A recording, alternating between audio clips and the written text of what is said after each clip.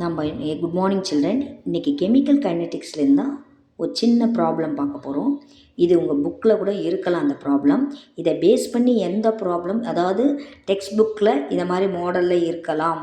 So அந்த மாதிரி problems வந்தால் நீங்கள் ஈஸியாக சால்வ் பண்ணலாம். அதோடு இல்லை, நீட்டு, ஜேஇ எல்லா காம்படிஷன் எக்ஸாமுக்கும் இதை மாதிரி சிம்பிள் கொஷின்ஸ் கேட்பாங்க.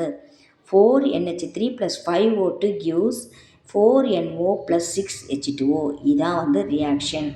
இதில் என்ன கேட்டிருக்காங்கன்னா, rate of formation of nitric oxide, NOனா nitric oxide, is 3.6 × 10⁻³ mole per liter per second.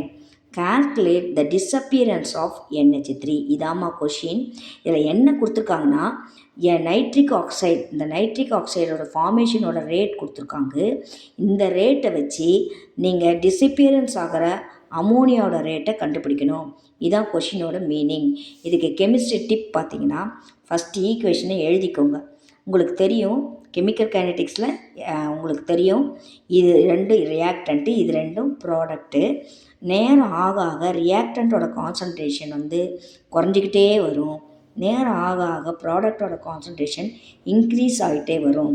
அதனால் ரேட் எப்படி எழுதலாம்னா, -d ஆஃப், மைனஸ்ங்கிறது குறையுது, நேரம் ஆக ஆக குறையுது, -d of molar concentration of NH3/dt.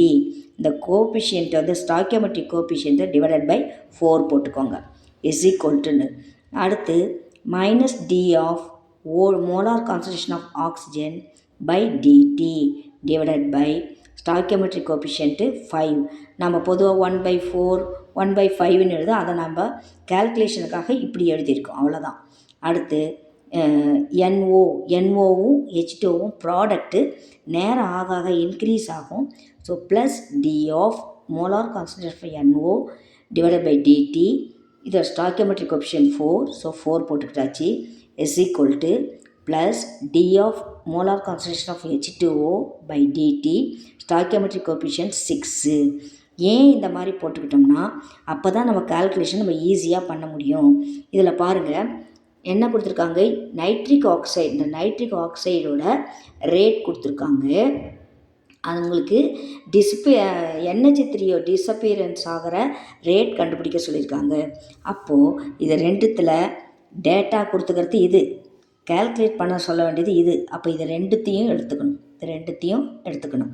இது நமக்கு தெரியாது, இதான் கால்குலேட் பண்ண போகிறோம். x/4, இதோட வேல்யூ உங்களுக்கு சம்மில் கொடுத்துருக்காங்க, 3.6 × 10⁻³ mole per liter per second. So அதை நம்ம சப்ஸ்டியூட், இது ரெண்டுத்தை மட்டும் எடுத்துக்கிறோம். ஏன்னா டேட்டா கொடுத்துக்கிறது இது, கால்குலேட் பண்ண சொல்ல வேண்டியது இது.